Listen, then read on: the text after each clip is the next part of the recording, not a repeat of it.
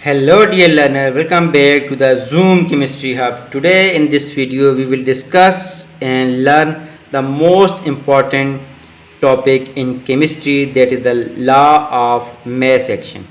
In 1864, two Norwegian chemists Goldberg and Peter proposed the law of mass action. According to this law, the rate or speed of a chemical reaction is directly proportional to the product of the molar concentration of the reactant substance.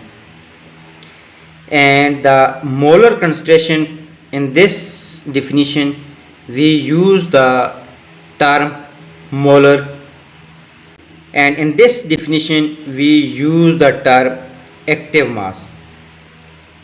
What means the active mass? The term active mass represents the concentration of the reactant and the product in mole per decimeter cube for a dilute solution, and it is expressed in terms of square brackets. Now we will understand what is the active mass by an example.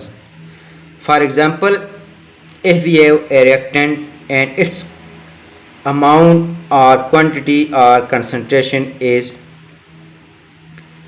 10 gram, and at the zero time the concentration of the reactant is 10 gram. When the reaction is start, we know that the reactant are changed into product. Suddenly there is no any conditions in which all the reactant suddenly change into the product within a second, but it will take the time to convert the reactant into the product.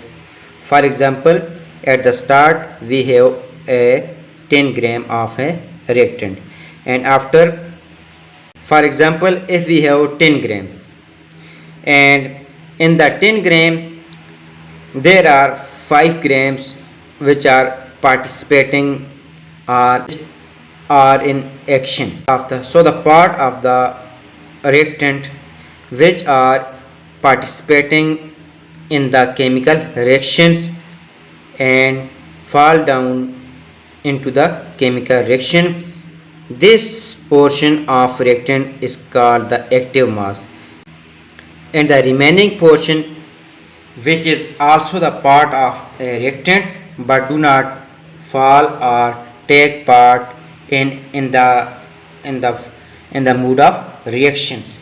So the active mass are the concentration of the reactant which are in the way of reactions, which are fall to take part in the chemical reactions. That's for all today the learner. If you like this video, please like, subscribe and share this with your friends and fellows. Thanks for watching.